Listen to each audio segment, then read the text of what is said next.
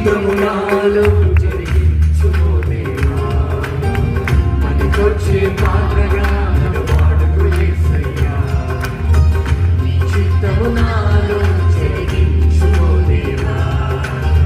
మనకొచ్చే